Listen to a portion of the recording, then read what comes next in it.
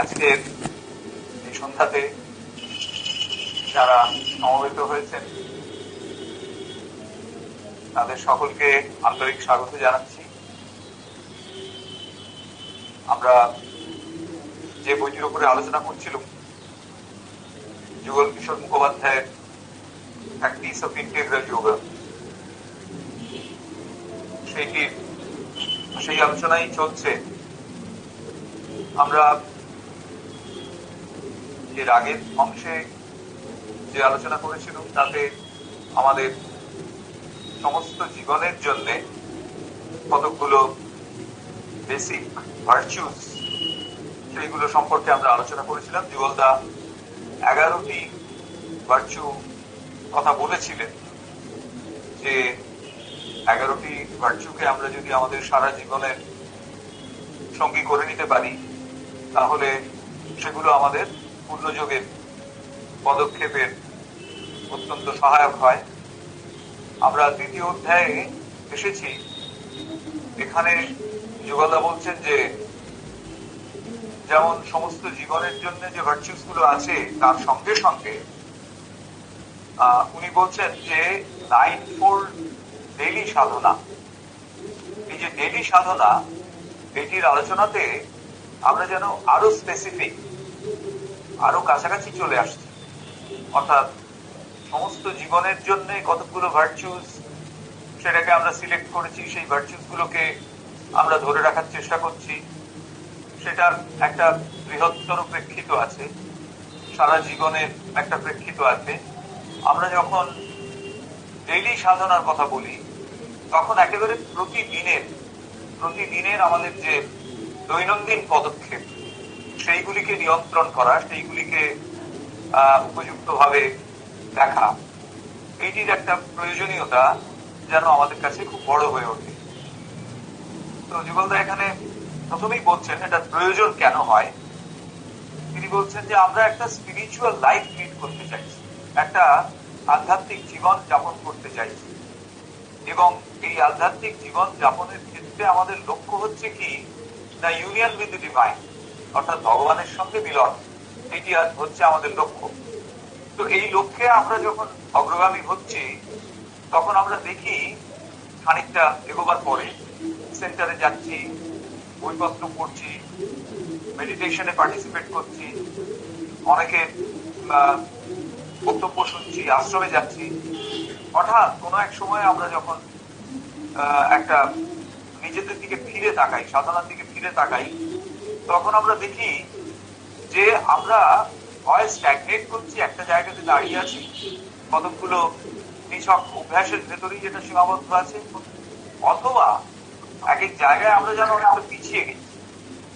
এই যে পিছিয়ে যাওয়া এবং স্ট্যাগনেট করা, এইটা যুগলদা বারবার বলছেন যে এই ক্ষেত্রে এটা আমাদের ভীষণভাবে অগ্রগামিতার পথের একটা অন্তরায় হয়ে দাঁড়ায়।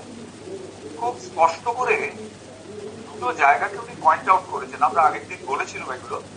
বলছেন যে আমাদের এই সাধনার ক্ষেত্রে যে অসুবিধাটা হয় সেটা হচ্ছে জেনুইন কমিটমেন্ট থাকে না, আর সাফিসিয়েন্ট ইন্টেন্সিটি থাকে না। অর্থাৎ আমরা একেবারে সত্যিকারের একটা প্রতিশ্রুতি নিজেকে নিজে দিয়ে এই সাধনার পথে যুক্ত হইনি, এটা কখনো মনে হয়, মানে কখনো এটাই হচ্ছে কারণ। এইরকম এক জায়গায় এসে যখন আমরা আবিষ্কার করছি যে আমরা এক জায়গায় আটকে যাচ্ছি কিংবা পিছিয়ে যাচ্ছি। আর দ্বিতীয় হচ্ছে যে সাফিসিয়েন্ট ইন্টেন্সিটি, উপযুক্ত তীব্রতা নিয়ে আমরা এই সাধনার সঙ্গে যুক্ত হই। যুগলদা তার বাংলা বইতে একটা খুব চমৎকার উদাহরণ দিয়েছেন, আমাদের শ্রীরামকৃষ্ণ কথামৃত থেকে উদাহরণটি নেওয়া।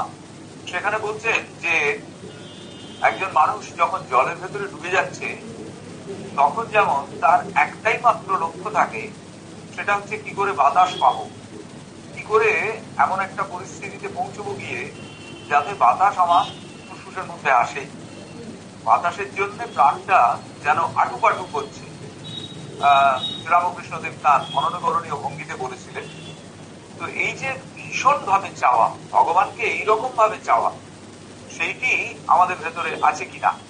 বলছেন আমাদের মধ্যে কি থাকে সাধারণত, একটা খুব মৃদু ইচ্ছে অথবা একটা dispensable thirst for the attainment, যে আমরা চাইছি তার জন্য একটা তৃষ্ণা আছে, কিন্তু সেই তৃষ্ণা সহজেই যেন অন্য কিছু দিয়ে রিপ্লেস করা যায়।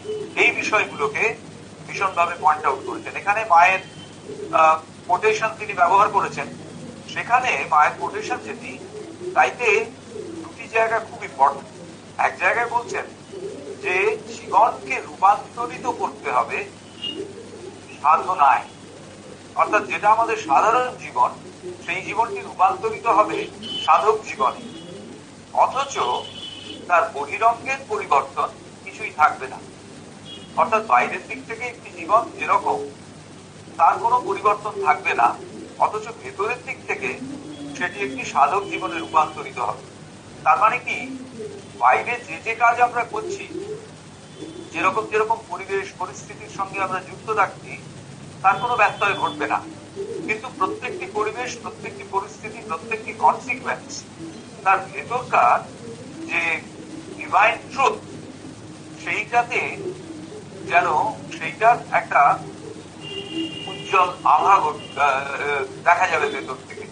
অর্থাৎ তার যে ডিভাইন ট্রুথ সেটা আলোকের মতো জ্বলে উঠবে বাইরের দিক থেকে আপাত সাধারণ একটি জীবনের অন্তরালে। এটা হচ্ছে একটা কথা।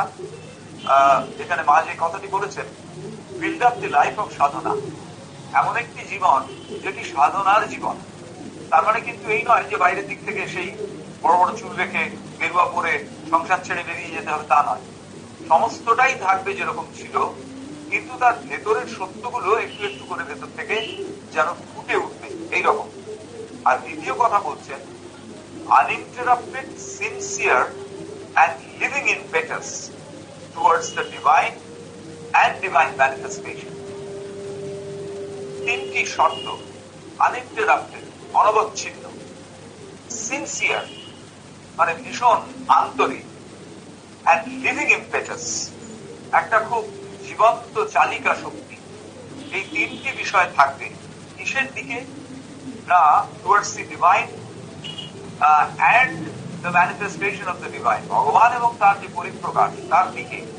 দেখুন এই যে তিনটি বিষয়, uninterrupted চেতনার ভেতরকার এই যে দিব্য অভিমুখীনতা, এটা আনইন্টারাপ্টেড থাকবে, অর্থাৎ এটা কোনোভাবেই বিচ্ছিন্ন হবে না, অনবচ্ছিন্ন একটি চেতনার অগ্রগামিতা। দ্বিতীয় বলছেন এই অগ্রগামিতাকে হতে হবে সিনসিয়ার, মানে একেবারে আন্তরিক। বাইরের দিক থেকে দেখাচ্ছি কিন্তু আসলে ভেতরে নয়, এরকম নয়। অথবা আমি একরকম ভাবে হয়তো ডিভাইন বা ভগবানকে চাইছি, কিন্তু ভেতরে আমার সেই আর্জটা নেই। নেহাত এটা না চাইলে কিরকম একটা হবে, সেই জন্য চাইছি। এই জায়গাটা, অর্থাৎ আমাকে খুব সিনসিয়ারলি আন্তরিক ভাবে চাইতে হবে। আর এই যে চালিকা শক্তি যা আমাকে ভগবানের দিকে নিয়ে যাবে, যেটা আমাকে ড্রাইভ করবে ভগবানের দিকে, এই দিকে জীবন্ত হতে হবে। জীবন্ত মানে এটা ওই কোন রকম করে যাচ্ছি, আচ্ছা বলেছে তাই যাচ্ছি, এরকম না। একেবারে জীবন্ত একটি চালিকা শক্তি। এই তিনটির প্রতি মা খুব জোর দিয়েছে। তো এইটি করতে গেলে যে দৈনন্দিন অভ্যাসগুলো আমাদের প্রয়োজন, তার মধ্যে একেবারে প্রথম অভ্যাসটি আমরা আগের দিন আলোচনা করেছিলাম, টু বি কনসিয়াস, সচেতন হতে হবে। বলছেন আমাদের জীবনে প্রচুর ইমপারফেকশনস আছে এবং প্রচুর উইকনেসেস আছে, ফয়েলস এন্ড ইমপারফেকশনস। এই দুটি আমাদের জীবনে প্রভূত পরিমাণে আছে। কিসের না, তার কারণ হচ্ছে আমাদের, এটা কেন এটা হয়েছে, তার কারণ হচ্ছে আমাদের জীবনটা আনরিজেনারেট, অর্থাৎ অসংশুদ্ধ জীবন। এর ভেতরে সংশুদ্ধি প্রতিস্থাপিত করা যায়নি, যার জন্য এর ভেতরে অনেক দুর্বলতা আছে এবং অনেক অসংশুদ্ধি আছে। এই যে দুর্বলতা এবং অসংশুদ্ধি, এর আবার দুরকম হয়। এটা একরকম যেগুলো আমরা জানি, বুঝতে পারি এই এই জায়গাগুলোতে আমার উইকনেস রয়েছে, আমার ফয়েলস রয়েছে। আর কতগুলো আছে যেগুলো আমরা জানি না, বুঝতে পারি না। কেন না, সেগুলো সব রয়েছে নিশ্চেতনার দিকে, অবচেতনের দিকে, যেগুলো কখনো কখনো আমাদের কাছে অস্পষ্টভাবে প্রতিভাত হয়, কিন্তু আমরা স্পষ্টভাবে বুঝতে পারি না যে এগুলো আমাদের ভেতরে রয়ে গেছে। যেমন একটা জিনিস আমরা চাই, বিশেষত আজকের দিনে যারা অল্প বয়সী ছেলে মেয়ে, তাদের কাছে যে জিনিসটা চেয়েছে সেটাই সে পেয়ে এসেছে। এবারে কোনো একটা জিনিস চাইলো, সেটা পাচ্ছে না, যেন তেন প্রকারেরও চাওয়া জিনিসটাকে গ্র্যাব করার যে একটা ইচ্ছে, এই থেকে আমরা আমাদের ভেতরকার দুর্বলতা বলে ধরতেই চাই। তার কারণ সত্যি সত্যি এটা যে দুর্বলতা, এরকম একটা চেতনাগত কোনো সময় তৈরি হয়। আমরা কখনোই এটা ভাবিনি যে আরেকজনের কাছ থেকে ছিনিয়ে নেওয়াটা একেবারে ঠিক নয়, বা আরেকজনের কাছ থেকে ছিনিয়ে নিয়ে সত্যি সত্যি সে জিনিসটা আমার হয় না। তো এইগুলো হচ্ছে কিরকম, এমন কিছু যেগুলো নিশ্চেতনা বা অচেতনার কারণে আমাদের অভ্যাসে থাকে, অথচ আমরা তাদের চিনে উঠতে পারি না। এটা যেন ঢেকে দেওয়া। আর কতকগুলো যেগুলোকে আমরা বুঝি যে এটা খারাপ, তবুও সেটাকে এড়িয়ে যায়। এই দুরকম আছে। তো এই দুটো বিষয় সম্পর্কে সচেতন হতে হবে। তার কারণ মায়ের একটা কোটে যুগলদা দেখাচ্ছেন, মা বলছেন সেখানে যে যত রকম অদিব্য শক্তি, সেগুলো সবই নিশ্চেতনার ভেতর দিয়ে, আনকনসিয়াসনেসের ভেতর দিয়ে আমাদের মধ্যে প্রবেশ করে। আনকনসিয়াসনেসের ভেতর দিয়ে যত রকম অদিব্য শক্তি আমাদের মধ্যে প্রবেশ করে। দেখুন এখানে ব্যাপারটা কিরকম হয়, আমরা কোনো একটা কাজের ক্ষেত্রে একটা অসৎ উপায় অবলম্বন করছি। এই যে সেই কাজটা সম্পাদনের জন্য অসৎ উপায় অবলম্বন করছি, উপায়টি যে অসৎ সেটি আমাদের জানা আছে, কিন্তু আমাদের কাছে যেহেতু সেই মুহূর্তে ওই কাজটা ঘটে ওঠা এটা সব থেকে বেশি জরুরি, সেই জন্যে ওই উপায়ের অসততাকে আমরা ততটা গুরুত্ব দিচ্ছি না। তো এই যে ঘটনাটা ঘটলো, উপায়টা অসৎ সেটাকে জেনেও আমরা তাকে প্রশ্রয় দিল, কেননা আমাদের যে এন্ডটা সেইটাতে পৌঁছবার জন্য মিন্সটা যেরকমই হোক না কেন, মিন্সটার কাছে আমরা কম্প্রোমাইজ করলো টু রিচ আর এন্ড। এবং আমরা ধরে নিয়েছি যে যে এন্ডটা হচ্ছে অত্যন্ত মহান একটা লক্ষ্য, তাইতে আমরা যাচ্ছি। ওই যে দুর্বলতাটি রয়ে গেল, ওটা কিন্তু একটা জায়গা করে রাখলো for the undivine force to take its entry. পরবর্তীকালে হ্যাঁ, সেই মুহূর্তে হয়তো যে লক্ষ্যে আমরা এগিয়েছি, সেই লক্ষ্যের যে মহত্বের ব্যাপার, সেই দিক জন্য ওইভাবে আমরা কাজটা করে বেরিয়ে গেছি। কিন্তু পরবর্তীকালে ওই যে জায়গাটা থেকে গেল, ওইটা এমন ভাবে আনডিভাইন ফোর্সকে অ্যাট্রাক্ট করবে যে দ্বিতীয় স্টেপটা কি হবে না, আমার এন্ডটা সেটাতেও আমি কম্প্রোমাইজ করব। তখন আমার মনে হবে আমি তো 17টা ভালো কাজ করেছি, সুতরাং 18 নম্বর কাজটা খারাপ হলেও আমার কিছু এসে যায় না। এই যে 17 নম্বর কাজটা খারাপ হলেও আমার কিছু এসে যায় না, এই সিদ্ধান্তটা হচ্ছে ওই আনডিভাইন ফোর্স কে এই সিদ্ধান্ত আমাকে নিয়ে গেল আর কি। মানে এই সিদ্ধান্তটা আমি নিলাম এই কারণে। তো সেই জন্য মা বলছেন যে নিশ্চেতনার ভেতর দিয়ে অদিব্য শক্তি প্রবেশ করে। সুতরাং এর সলিউশন কি আমরা আগের দিন পড়েছিলাম। মা বলছেন এর সলিউশন হচ্ছে যে সবসময় নিজের বিষয়ে সচেতন থাকা, অর্থাৎ যে কাজই তোমার ভেতরে ঘটছে, যে সিদ্ধান্তই তুমি নিচ্ছ, তার সেই বিষয়টা সম্পর্কে সচেতন থাকো। এখানে 3টি পয়েন্ট তিনি বলেছিলেন। 1 নম্বর পেশেন্স, 2 নম্বর পারসিস্টেন্স, 3 নম্বর ভিজিলেন্স। এই 3টি বিষয়। One has to become patient, একজনকে অত্যন্ত ধৈর্যশীল হতে হবে। কেন ধৈর্যশীল? তার কারণ প্রত্যেকটা কাজ একেবারে কোন রকম এখানে বাদ দেওয়ার ব্যাপার নেই। প্রত্যেকটি কাজকে আতশ কাঁচের নিচে আলাদা আলাদা করে রাখতে হবে। এটা ভীষণ ধৈর্যের ব্যাপার। প্রত্যেকবার একই সিদ্ধান্ত নিচ্ছি আমি, কিন্তু প্রত্যেকবার সেই সিদ্ধান্তটা নেবার পরে সেটিকে দ্বিতীয়বার বিচারের জন্য নিয়ে আসছি। এই যে কাজটা, এটার ভেতরে একটা বেশ বড় ধৈর্যের প্রয়োজন আছে। যদি খুব জোরালো ধৈর্যশীলতা না থাকে, তাহলে এই কাজটি ঠিক মতো করা যায় না। সুতরাং one has to be patient. দ্বিতীয় হচ্ছে one has to be persistent, একেবারে লেগে থাকতে হবে দৃঢ়ভাবে কাজটির সঙ্গে। যতবার আমরা এই কাজটি করব, যতবার স্যার শোনা যাচ্ছে না স্যার? শোনা যাচ্ছে না একদম? একদম না। হচ্ছে one has to be persistent, দৃঢ়ভাবে এই কাজটির সঙ্গে লেগে থাকতে হবে, কখনোই এখানে কোনো স্ল্যাকেনিং চলবে না। অর্থাৎ আমি অনেকগুলো সিদ্ধান্ত দেখেছি, আচ্ছা এটা আর দেখবো না, এইটা চলবে না। তৃতীয় হচ্ছে one has to be vigilant, ভীষণ সতর্ক। এই যে সতর্ক থাকা, এই যে ভিজিলেন্ট থাকা, সবসময় দৃষ্টিকে সজাগ রাখা, ভিজিল কথাটি যদি আমরা উৎপত্তি দেখি তাহলে এটা ওই টু রিমেইন অওয়েক এই থেকে এসেছে, টু রিমেইন অওয়েক এই থেকে এসেছে। তো এই তিনটি বিষয়, পেশেন্ট, পারসিস্টেন্ট আর ভিজিলেন্ট, এই তিনটিকে মা খুব গুরুত্ব দিয়েছেন। বলছেন এই তিন মানে যদি কেউ ধৈর্যশীল, দৃঢ়ভাবে কাজটির সঙ্গে যুক্ত থাকা এবং সদা সতর্ক যদি কেউ থাকেন, তাহলে তার কাছে তিনি সবসময় কনসিয়াস থাকবেন এই বিষয়টি। সেকেন্ড পয়েন্ট যেটি আজকে আমরা, সেকেন্ড পয়েন্ট গতদিন আমরা টাচ করেছিলাম, আজকে আরেকটু বিস্তারিত ভাবে আলোচনা করে থার্ড পয়েন্টে যাব। সেখানে মা বলছেন এই সূত্র ধরেই, যুগলদা বলছেন এই সূত্র ধরেই টু বি ভিজিলেন্ট, ভিজিলেন্সের আরেকটু বিস্তারিত আলোচনা তিনি করছেন।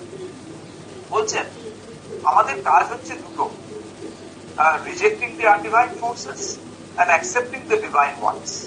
এই যে দুটো কাজ, এখানে প্রত্যেকটি স্টেপে সাধক সমস্ত সময়টা ধরে সদা সতর্ক থাকবেন এবং সদা জাগ্রত থাকবেন। এই ভিজিলেন্স দুভাবে কাজ করে, দুটো ভাবে কাজ করে। এক নম্বর হচ্ছে এটা প্রলোভন এড়ায়, to check the temptations and never to fall, এটা হচ্ছে একটা দিক, checking temptations and never to fall।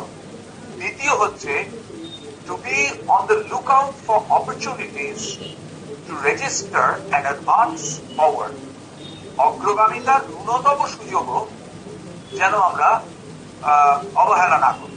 দুটো দিক।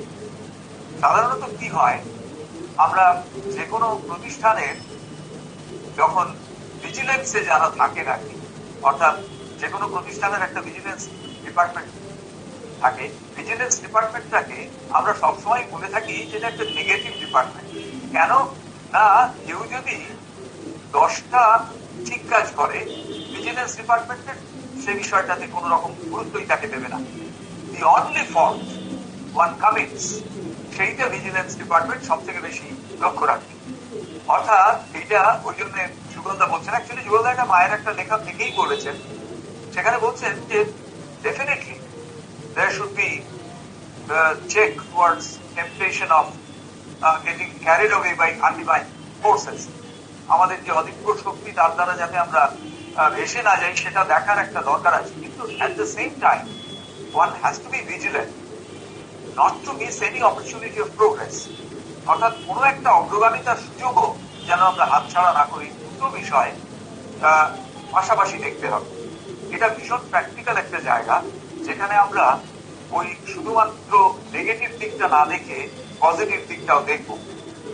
মায়ের একটি কথা এখানে বলছেন, when you want to do sadhana at each moment of your life, there's a choice between taking a step that leads to the goal and falling asleep, or sometimes even going backwards, telling yourself, oh later on, not immediately, sitting down on the wheel. আলস্য, এইটা একটা ভীষণ জায়গা। বিশেষ করে আমরা যারা সেই সুযোগ পাই যে আমরা হয়তো কোনো একটা এমন জীবনযাপনের সুযোগ পাচ্ছি যে যাপিত জীবনে দৈনন্দিনতার যে প্রভাবের ভেতরে আমরা রয়েছি ঠিক এরকমটা নয়। অর্থাৎ আমি বলতে চাইছি, কেউ হয়তো আশ্রমে গিয়ে জীবনটা কাটানোর সুযোগ পেয়েছে। এই ধরনের যারা সুযোগ পাচ্ছেন আশ্রম জীবন যাপন করবার, তাদের ক্ষেত্রে যেহেতু আশ্রমে জীবনকে চালু রাখবার জন্য যে প্রয়াস সেটা অনেকটা কম। মা যেমন বলেছিলেন যে আমি আশ্রম তৈরি করার একটাই উদ্দেশ্য, যাতে মানুষ এখানে এসে সম্পূর্ণভাবে নিজের প্রকৃতির রূপান্তরের দিকে নজর দিতে পারে। তার মানে বলছি না যে সবাই এরকম আশ্রমে আসবে। This is a special opportunity for people who can afford to be off from the daily life, তারা এইখানে এসে নিজের জীবন একেবারে পরিপূর্ণভাবে ভগবানের দিকে দিয়ে জীবনযাপন করতে পারবে।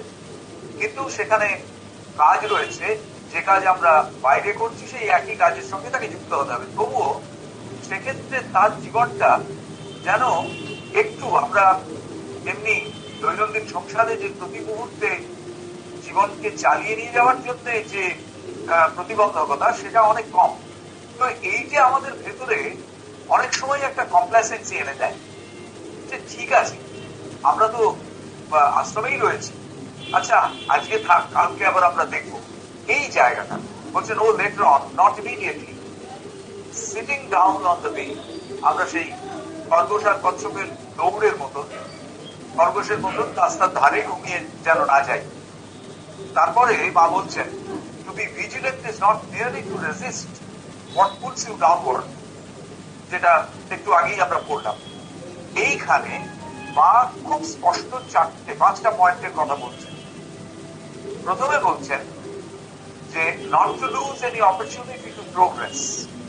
একদম প্রথম কথা, ভিজিলেন্ট থাকতে হবে কেন? যাতে আমরা এগিয়ে যাওয়ার কোনো সুযোগের অসৎ ব্যবহার না করি। Any opportunity to overcome a weakness, এটা আরো important. Any opportunity to overcome a weakness কিরকম হয়? কেউ একজন এসে আমাকে এমন একটা কিছু বলেছেন যেটা আমার ভেতরে একটা ইমিডিয়েট রিয়াকশন তৈরি করেছে, একেবারে সঙ্গে সঙ্গে একটা রিয়াকশন তৈরি করেছে। আমি একটা কাজ করেছি এবং সেই কাজটা যথেষ্ট ভেবেচিন্তেই করেছি।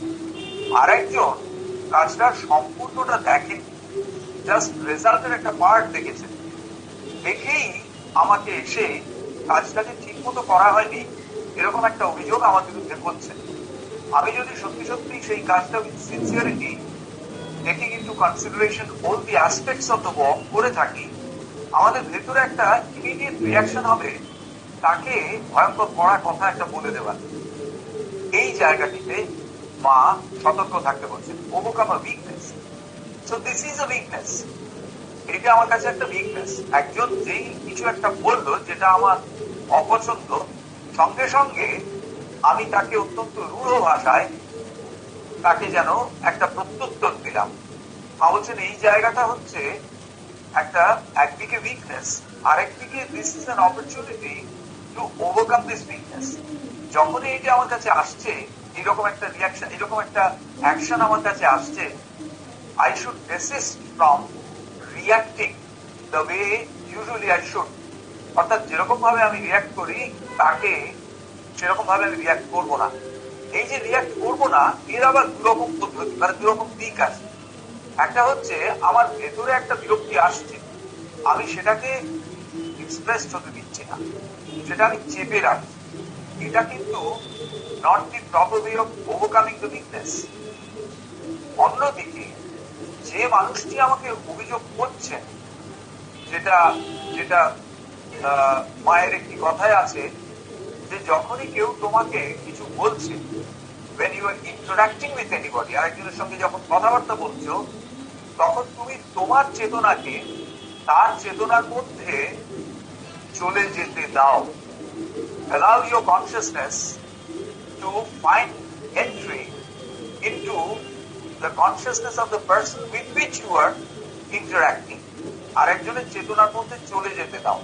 কেন চলে যাবে না? যাতে সে দেখতে পায় যে ঠিক কোন দৃষ্টিকোণগুলো থেকে সে বিষয়টিকে বিচার করছে। এই যে তার বিচারের দৃষ্টিকোণগুলো আমি দেখছি, তার মানে এর ভেতর দিয়ে বোঝা যাচ্ছে যে কাজটি আমি করেছি সেই কাজটির কোথাও কোনো এমন দিক আছে কিনা যেটা আমি মনে করেছি ফুল প্রুফ, কিন্তু আদতে তার মধ্যে কোনো ডিফেক্টস আছে কিনা সেইটা। এই ব্যাপারটার জন্যে এই ব্যাপারটার ভেতর দিয়ে আমরা আমাদের উইকনেসকে ওভারকাম করতে পারি দুভাবে। এক নম্বর হচ্ছে ইনস্ট্যান্ট রিয়াকশন, তার মুহূর্তিক যে প্রতিক্রিয়া, সেই জায়গাটা থেকে বেরোতে পারি। দ্বিতীয় হচ্ছে যে আরেকজনের দৃষ্টিভঙ্গি থেকে, দৃষ্টিকোণ থেকে আমার কাজটাকে পুনর্বিচারের একটা জায়গা থাকে, তাহলে এটা হলো 2 নম্বর। থার্ড বলছেন টু রেজিস্ট আ টেম্পটেশন। এটা তো আছেই, আমাদের নানান রকম টেম্পটেশন থাকে, সেগুলো থেকে আমরা সরে আসতে পারবো যত আমরা ভিজিল্যান্ট থাকবো। তারপরের জায়গাটা দেখুন, any opportunity to learn something, to correct something, to master something. Learning, correction and mastering, এই 3টি বিষয়। প্রথমটা হচ্ছে শেখা, দ্বিতীয়টা হচ্ছে সংশোধন, তৃতীয়টা হচ্ছে নিয়ন্ত্রণ। অর্থাৎ আমরা যে কাজটি করলাম, যত বেশি সেইটার প্রতি আমরা সদা সতর্ক এবং সজাগ থাকবো, তত আমরা তার থেকে অনেক কিছু শিখতে পারবো, তত আমরা তার থেকে নিজেকে মানে সেই কাজটা কোথায় কোথায় এর পরেও ভুল রয়ে গেছে সেগুলি দেখতে পাবো।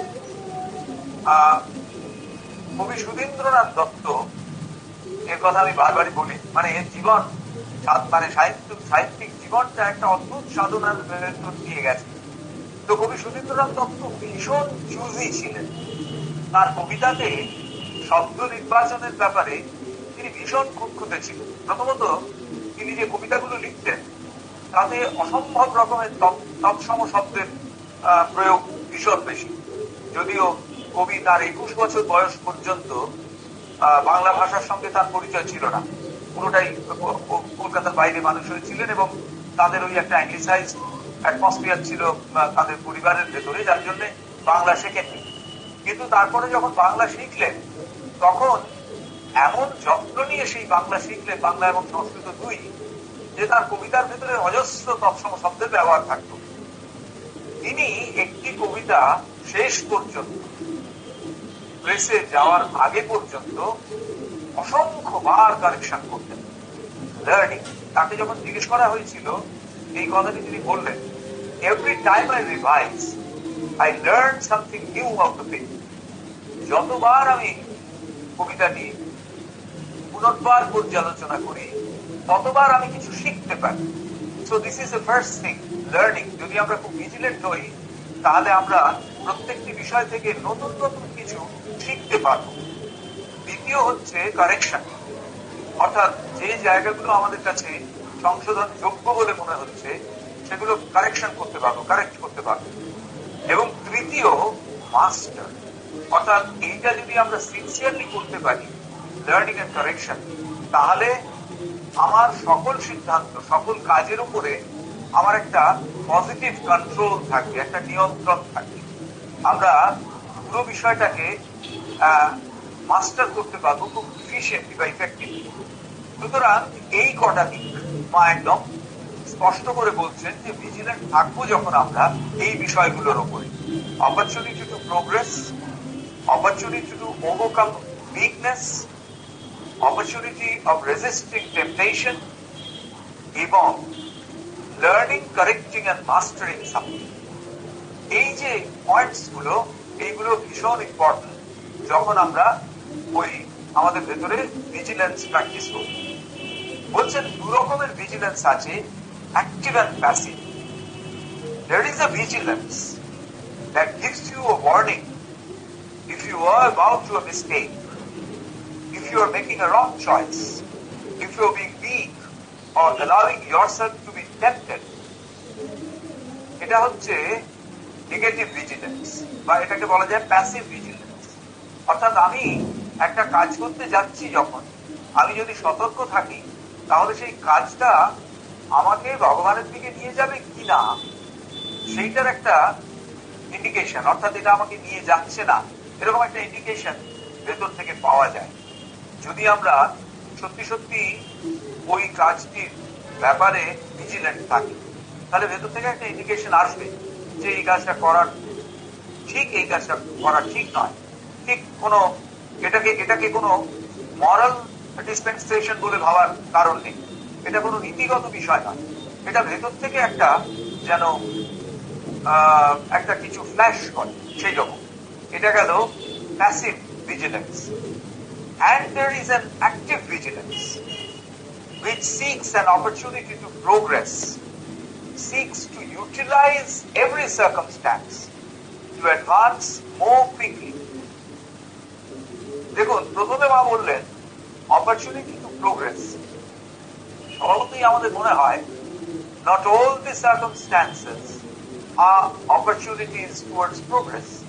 সমস্ত ঘটনাক্রমে অগ্রগামিতার সুযোগ নয়, এটা আমার মনে হয়। কিন্তু আমাদের মনে হয়, কিন্তু একটি কমা দিয়ে তারপরে মা যে কথাটি বসালেন সেটি আমাদের কাছে খুব অবাক লাগে। seeks to utilize every circumstance to advance more quickly. প্রত্যেকটি ঘটনাক্রমকে অগ্রগামিতার সহায়ক শর্ত হিসেবে ব্যবহার করতে শেখায়। প্রত্যেকটি ঘটনাকে অগ্রগামিতার সহায়ক শর্ত হিসেবে ব্যবহার করতে শেখায়। মা শ্রী অরবিন্দ ছাড়া এইরকম ভাবে জীবনকে একেবারে তার মানে ন্যূনতম অনুপুঙ্খতাতেও রূপান্তরিত করে দেওয়ার সুযোগ। সাউন্ডটা একদমই কমে গেছে। হ্যাঁ, শোনা যাচ্ছে না। সাউন্ড প্রত্যেকটি অপরচুনিটিকে, প্রত্যেকটি সুযোগকে, প্রত্যেকটি সার্কামস্ট্যান্সকে এইভাবে যে কাজে লাগানো, প্রত্যেকটি ঘটনাকে অগ্রগামিতার কাজে লাগানো, এইটি মা এবং শ্রী অরবিন্দ ছাড়া আর কেউ বলেন। এটা একেবারে একেবারে একদম নতুন একটা বিষয়। সুতরাং এই জায়গাটা খুব important. Utilising every circumstance to advance more quickly. যাই হোক না কেন, যত বাইরের দিক থেকে সেটাকে খারাপ মনে হোক না কেন, সেটি আমাদের দ্রুততর অগ্রগামিতার সহায়ক হবে যদি আমরা উপযুক্তভাবে ভিজিলেন্ট থাকি, উপযুক্তভাবে সতর্ক থাকি। There is a difference between preventing yourself from falling and advancing more quickly, and both are absolutely necessary. মা এটা বলছেন Questions and Answers Volume 3, তার মানে 1929 to 31, সেইতে এটা হচ্ছে পেজ নাম্বার 202 to 203। এই পেজে মায়ের এই পুরো কথাগুলো রয়েছে যেগুলো আমরা এতক্ষণ বললাম। সুতরাং ভিজিলেন্স হচ্ছে একটা ভীষণ সহায়ক উপায়। দেখুন, এই যে আমরা ভিজিলেন্সের কথা আলোচনা করলাম, যেখানে আমরা প্রত্যেকটা আমাদের অ্যাকশনকে, প্রত্যেকটা ডিসিশনকে, প্রত্যেকটা অ্যাকশনকে আমরা যেন একটা বিচারের জায়গায় নিয়ে আসি, এমন একটা জায়গায় নিয়ে আসছি যেটি আমাদের পক্ষে প্রতি মুহূর্তে ব্যাপারটাকে বিচার করে নিচ্ছে। থার্ড পয়েন্ট, তাকে হেল্প করা, সেটা হচ্ছে স্টেপিং ব্যাক। এই কথাটা আমরা বারবার শুনেছি মায়ের কাছ থেকে।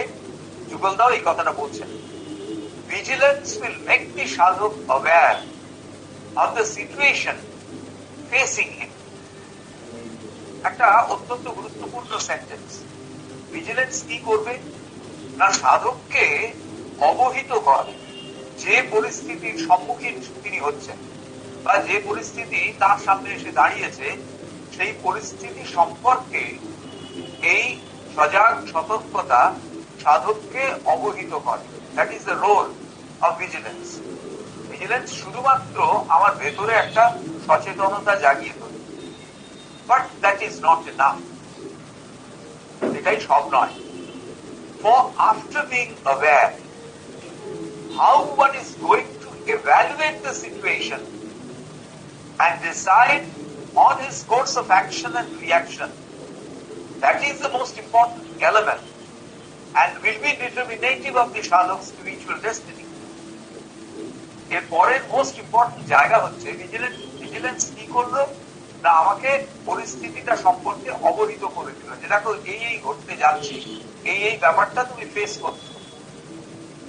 যেমন আমরা যখন একটা খুব উঁচু দেওয়ালে আমাদের উঠতে হবে, একটা বিরাট উঁচু পাঁচিল কে আমাদের উঠতে হবে, আমরা যদি একেবারে পাঁচিলটার খুব কাছাকাছি গিয়ে দাঁড়াই, পাঁচিলটা থেকে আমাদের দূরত্ব যদি খুব কম থাকে, তাহলে আমরা সম্পূর্ণটা দেখতে পাবো না। অথচ to become vigilant I'll have to have a clear view of the wall. আমাকে যদি সতর্কভাবে আমার পরবর্তী কাজের জন্য পাঁচিলটাকে দেখতে হয়, তাহলে আমার সম্পূর্ণ ভিউটা দরকার। তাহলে বুঝতে পারবো কোথায় পা দিয়ে আমি উঠতে পারবো, আমার কাছে যদি দড়ি থাকে কোথায় সেটা ফিক্স করবো ইত্যাদি। তো আমাকে কি করতে হবে, I'll have to step back from the wall. সেখান থেকে আমাকে পিছিয়ে আসতে হবে। So for the vigilance for the sense of vigilance to work, there has to have a space. ওই সজাগ সতর্কতাকে ক্রিয়াশীল থাকতে গেলে একটু পরিসরের প্রয়োজন। সেইটা যদি না হয় তাহলে এখানে বলা হচ্ছে যে ইভ্যালুয়েশন অফ দ্য সিচুয়েশন, পরিস্থিতিটা কিরকম তার মূল্যায়নটা আমরা করতে পারবো না। অর্থাৎ কিভাবে এর থেকে আমরা অপরচুনিটি পেতে পারি সেই মূল্যায়নটা আমাদের হবে না। এবং সেটা যদি না হয় তাহলে আমাদের স্পিরিচুয়াল ডেস্টিনি অর্থাৎ আধ্যাত্মিক যে ভবিষ্যৎ ভবিতব্য সেটি উপযুক্ত ভাবে সেই দিকে আমরা এগোতে পারবো। Therefore, along with exercising a spirit of constant vigilance, the sadhak of the integral yoga will have to conduct another psychological sadhana at every moment of his daily life. আরেকটি সাইকোলজিক্যাল সাধনা অর্থাৎ আমাদের মনোজাগতিক আরেকটি সাধনার সঙ্গে আমাদের যুক্ত থাকতেই হবে।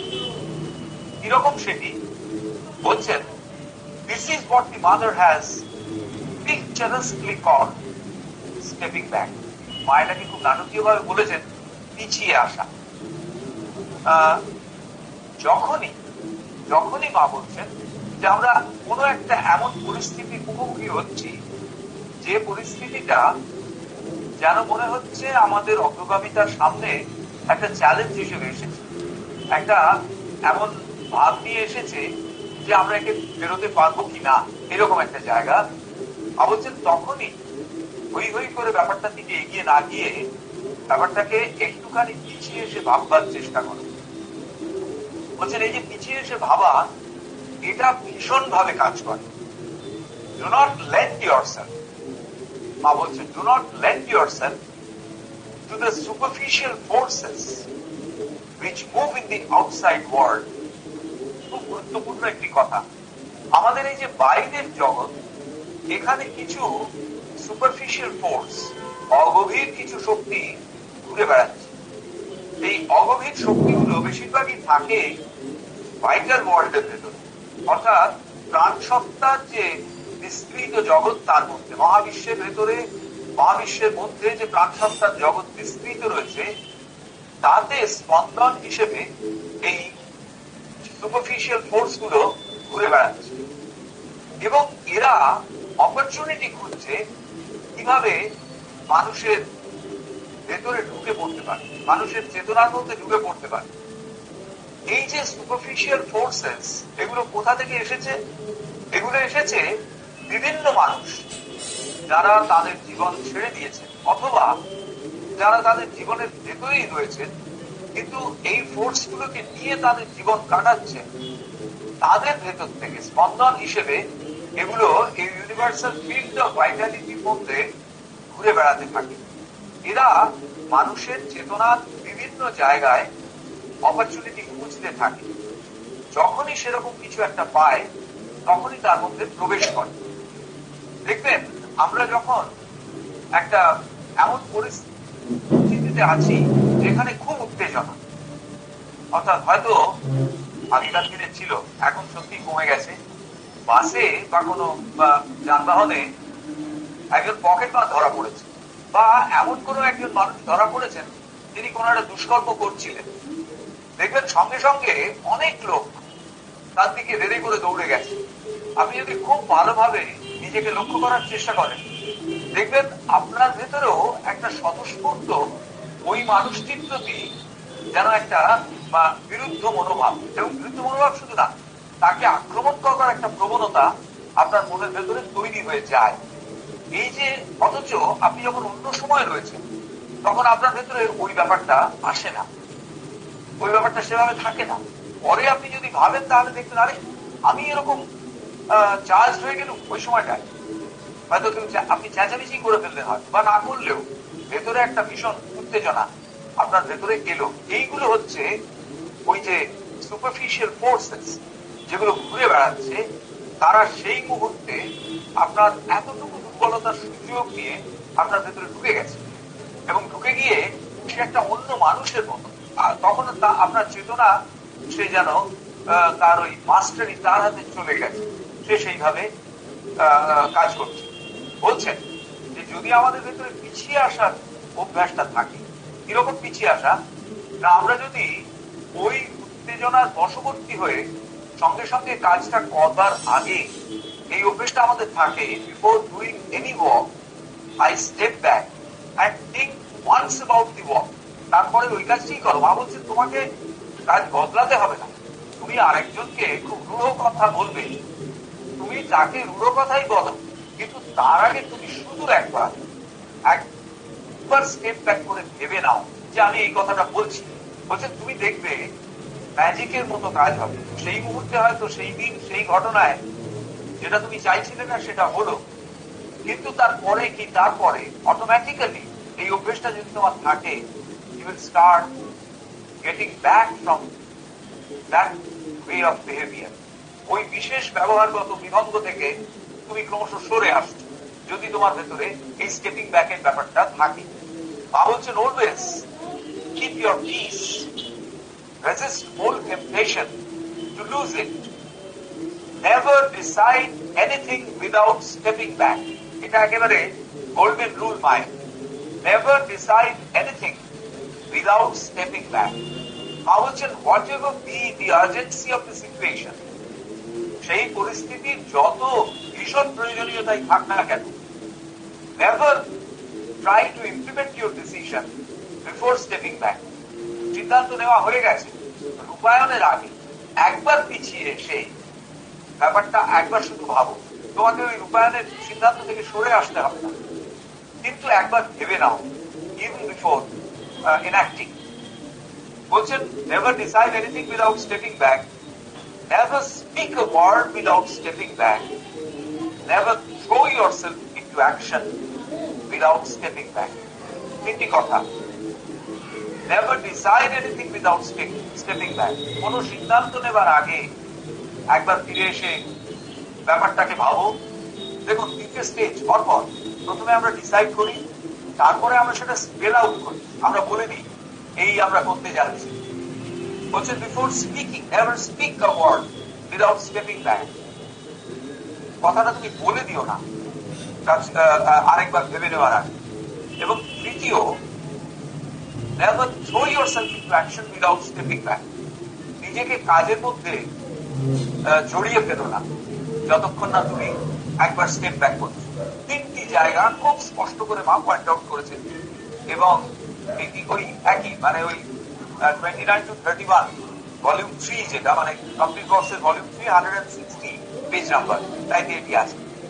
তো এইগুলি আমাদের ভীষণ ভাবে মনে রাখার, যে not to decide anything without stepping back, not to speak anything without stepping back, and not to throw ourselves into walk without stepping back. বলছেন যে ভীষণ জরুরি একটা বিষয় যেটা এখানে মেনশন করার দরকার। যুগলদা এটা বলছেন, সেটা কি বলছেন? বলছেন সাধক has to develop at the same time the sense of proportion and proper perspective. Sense of proportion and sense of proper perspective. Sense of proportion অর্থাৎ যে সিদ্ধান্ত তুমি নিতে যাচ্ছ, যে কাজটা তুমি করতে যাচ্ছ, সেটা প্রপোর্শনটা কি, অনুপাতটা কি, কিসের অনুপাত সেটা পরে বলছে। অসাধারণ এই জায়গাটা এক নম্বর। দু নম্বর হচ্ছে, মানে এটা আমরা একটুখানি পরের লাইনটার আগে অনুপাতের বিষয়টা আমরা একটু ধরে রাখছি। দ্বিতীয় বলছেন প্রপার পার্সপেক্টিভ, অর্থাৎ ঠিক কোন দৃষ্টিকোণ থেকে তুমি বিষয়টাকে করছো, এই দুটো খুব স্পষ্ট করে তোমার জানা দরকার। এবারে দেখুন, you should not unduly magnify the importance or gravity of the present happening overtaking him proportion.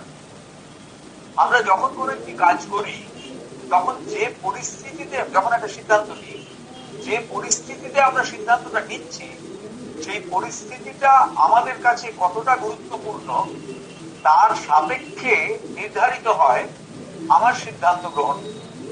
অর্থাৎ পরিস্থিতিকে যদি আমরা খুব জোরালো মনে করি, আমার সিদ্ধান্ত গ্রহণটা ঠিক সেই রকম হবে।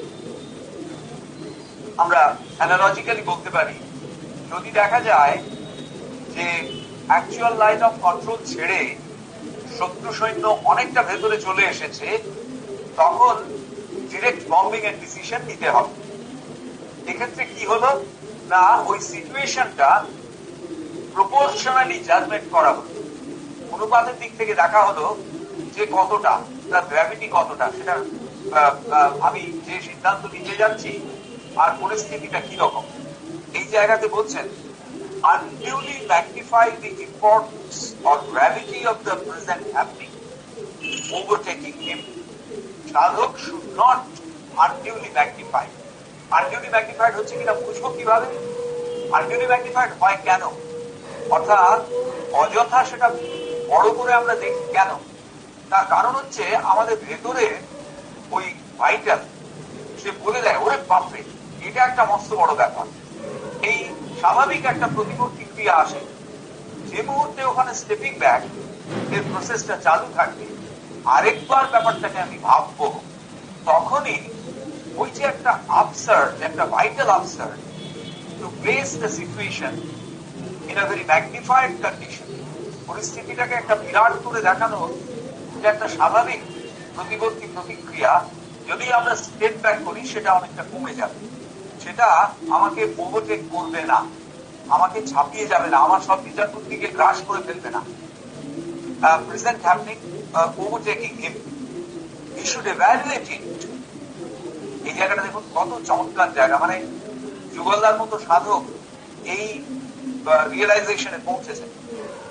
হি should evaluate it in the background of the infinity of space and of eternity in time. যত স্টেপ ব্যাক করব তত এই দুটি বিষয় আমাদের কাছে ক্লিয়ার হবে। আমি পরিস্থিতিটাকে বিচার করব, প্রেক্ষাপট হিসেবে কি থাকবে?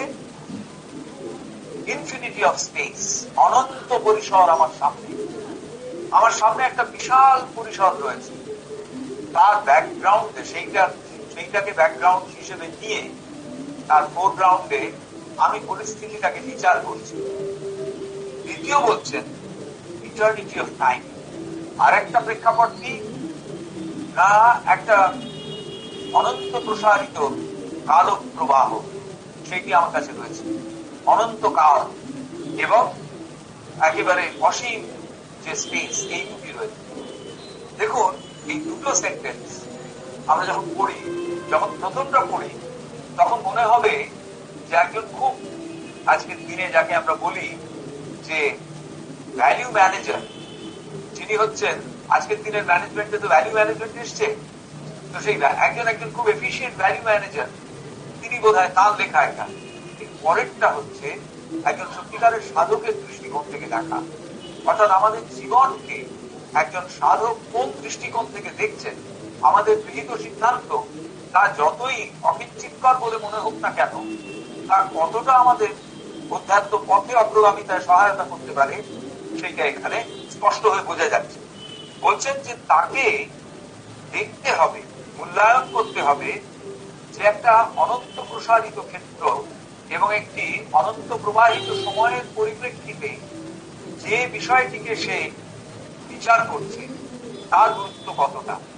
এইটা আমরা সাধারণত কি করি, আমাদের ওই ছোট্ট চেতনা, আমাদের ওই ছোট্ট জীবন, আমাদের ওই ছোট্ট ইগো, তার ব্যাকড্রপে আমরা দেখতে চেষ্টা করি মানুষটির অপরাধের গুরুত্ব কতটা। আমরা যদি অপরাধের কথা বলি, অপরাধের গুরুত্ব কতটা, সেই জন্য তাকে যখনই ধরা পড়লো একজন পকেট মার, তাকে একেবারে উত্তম মধ্যম প্রহার দেওয়ার চেষ্টা করি আমরা। কেন না, আমাদের ওই দুটো জিনিস, প্রথমত আমরা তাকে দেখছি আমাদের ক্ষুদ্রতার প্রেক্ষাপটে, দ্বিতীয় হচ্ছে আমাদের অ্যাকশনটা আসছে আমাদের ভেতরে একটা ভাইটাল আপসার্জ থেকে, এবং ভাইটাল আপসার্জটা কে প্রমোট করেছে না, ওই যে বাইরে যেসব anti divine force, superficial forces ঘুরে বেড়াচ্ছে, তারা আমার সেই মুহূর্তের দুর্বলতার সুযোগ নিয়ে ভেতরে ঢুকে আমার ওই ভাইটাল ব্যাপারটাকে যেন জাগিয়ে দিয়েছে। তো এই প্রত্যেকটি জায়গায় যেমন ভিজিলেন্স কাজ করবে, and in order to make the vigilance work properly, stepping back একটা বিরাট সহায়ক হিসেবে কাজ করে। for the present will then lose all its activity and insistence and will fail to loom large before his perception. যেই step back করবো আমরা, হয়তো প্রথমবারের এই কাজে হবে না, কিন্তু এটা যদি আমাদের অভ্যাসে থাকে, যখনই আমরা স্টেপ ব্যাক করব তখনই we'll lose all the activity and insistence and will fail to look large before his perception. তার যে পারসেপশন, সে যেভাবে বিষয়টাকে দেখছে ভাবছে, সেটা বদলে যেতে থাকবে ধীরে ধীরে, যত আমরা ওই অনন্তের প্রেক্ষাপটে সেই ঘটনাটিকে বিচার করব। After all, as the mother has so trenchantly put it, মায়ের একটি কথা বলে এই প্রসঙ্গের আলোচনা শেষ করছেন। কি কথা বলছেন? All that belongs to the ordinary world is impermanent and fugitive.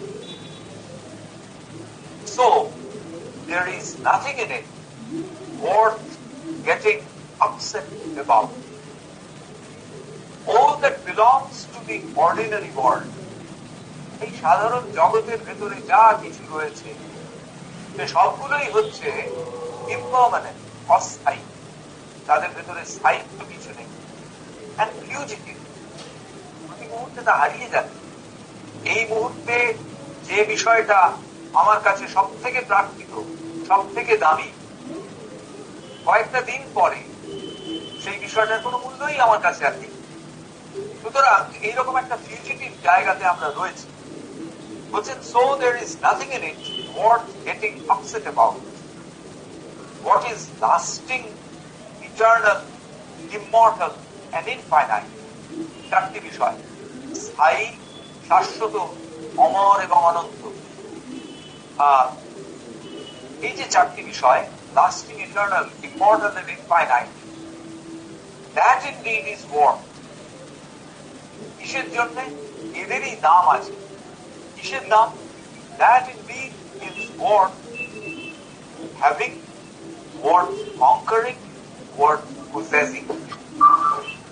এই চারটে বিষয়ই আমরা আমাদের কাছে রাখতে পারি, এগুলোই হারিয়ে যায় না, এগুলো চিরকালের সম্পদ হিসেবে থাকে।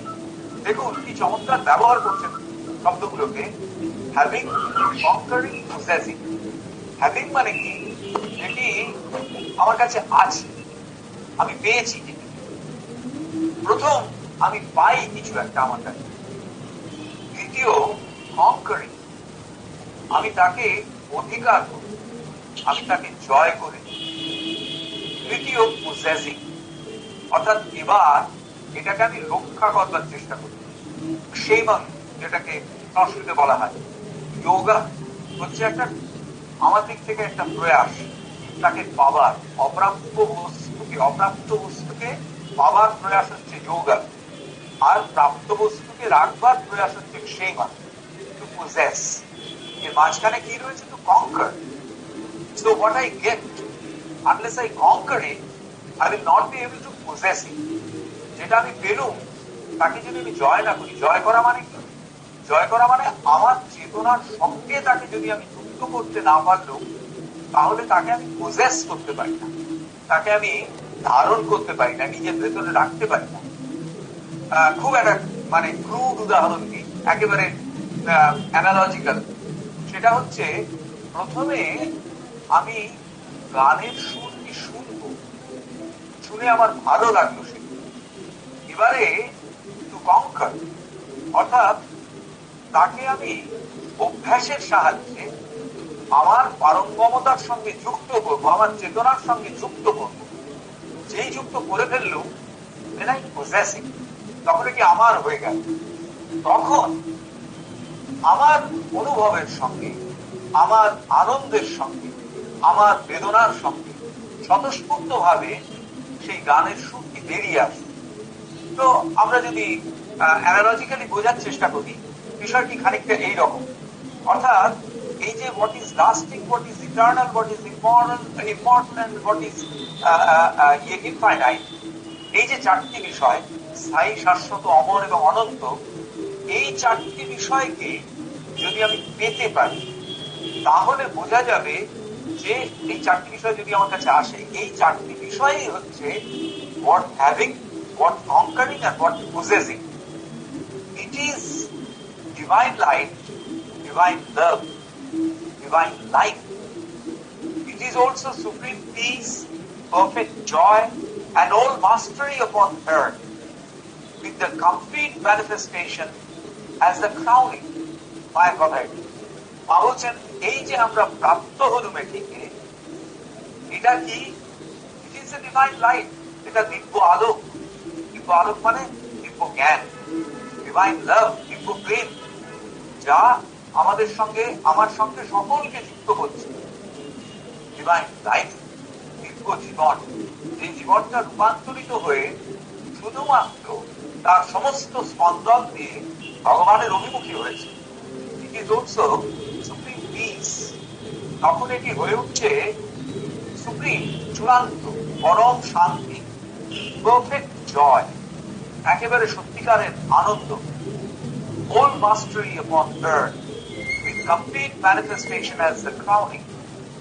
সমস্ত জগতের উপরে পরিপূর্ণ দিব্য নিয়ন্ত্রণ, এবং এর মধ্যে দিয়ে পরিপ্রকাশের চূড়ান্ত বিষয়টিতে যেন আমরা পৌঁছব। লাস্টে বলছেন, when we get the sense of relativity of things, then whatever happens, you can step back and look. You can remain quiet and call on the divine force and wait for an answer. Then you will know exactly what to do. এটা একদম last, বুঝে নিয়ে আমরা শেষ করবো। বলছেন, when you get the sense of relativity of things, যখন তুমি দেখলে যে বাস্তব জীবনে যা কিছু আসছে তা সবই রিলেটিভ, তা সবই আপাত, সেটার কোনোটারই লাস্টিং ভ্যালু। যখন এইটা তোমার কাছে এলো, তুমি প্রতি মুহূর্তে স্টেপ ব্যাক করবে। যতক্ষণ তোমার কাছে এই ব্যাপারটা থাকছে, ও এই মুহূর্তে অ্যাকশন না নিলে এটা বোধহয় চলে যাবে, তা নয়। Everything that is temporal, everything that is earthly, এটা কোনো লাস্টিং ভ্যালু নেই। এটা হচ্ছে এক নম্বর। দু নম্বর হচ্ছে যে যখনই এটা আসবে, এই সেন্সটা যখন হবে, তখনই you can step back and look. তখন তুমি পিছিয়ে এসে একবার তাকাতে পারো এই দিকে। ইউ ক্যান রিমেইন কোয়াইট, তাকিয়ে থেকে তুমি শান্ত রইলে, এবং কি করবে? ফলো দ্য ডিভাইন ফোর্স, ভগবানের শক্তিকে তুমি আহ্বান করবে, and wait for an answer, অপেক্ষা করছো একটা উত্তরের জন্য। ভগবানের শক্তিকে তুমি দেখেছো, সে তার উত্তর তখনও দেয়নি, তুমি তার জন্য অপেক্ষা করছো। Then you will know exactly what to do. তখনই জানা যাবে ঠিক তোমাকে কি করতে হবে। শ্রী অরবিন্দ যখন প্রথম চন্দননগর যাওয়ার সিদ্ধান্ত নিলেন, তখন তিনি নানান জনে নানান কথা বলছেন। ওই অফিসে যারা আছেন তারা বিভিন্ন কথা বলছেন। একজন খবর এনেছেন যে নতুন করে আবার তাকে গ্রেফতারের পরোয়ানা তৈরি হচ্ছে। আরেকজন সাজেশন দিচ্ছেন এই সময় আপনার আন্ডারগ্রাউন্ডে চলে যাওয়া উচিত। তো শ্রী অরবিন্দ কিন্তু কোনটাই সেইভাবে নিচ্ছেন না। তিনি একটি আদেশ ভেতর থেকে পেলেন। যেই মুহূর্তে সেই আদেশটি তার কাছে এলো, তিনি উঠে দাঁড়িয়ে বললেন চন্দননগর যাব, এবং তারপরে রাস্তায় 15-20 মিনিটের মধ্যে লঞ্চ ঘাট, সেখান থেকে নৌকো করে চন্দননগরের উদ্দেশ্যে যাত্রা। এটাকে পরবর্তীকালে তিনি বলেছেন আদেশ। আদেশ মানে এইটি হচ্ছে ওই যেটিকে মা বলেছেন, then you will know exactly what to do. তিনি জানলেন কি করতে হবে, কারণ তিনি সম্পূর্ণটা ভগবানের কাছে দিয়ে দিয়েছেন। and waiting for the order of the divine, যে মুহূর্তে অর্ডার এসে গেল তিনি ফলো করতেন। একদম আমাদের চোখের সামনে উদাহরণ রয়েছে।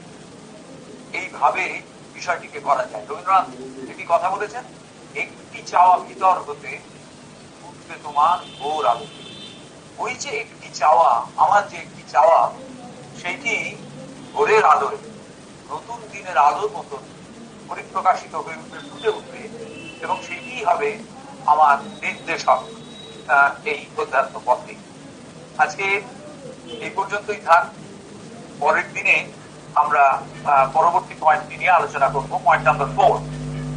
আপনাদের সকলকে আন্তরিক ধন্যবাদ জানাচ্ছি এই সন্ধ্যায় একসঙ্গে হওয়ার জন্য। ওমেন ফাউন্ডেশনের উদ্যোগে আজকের এই অনুষ্ঠান।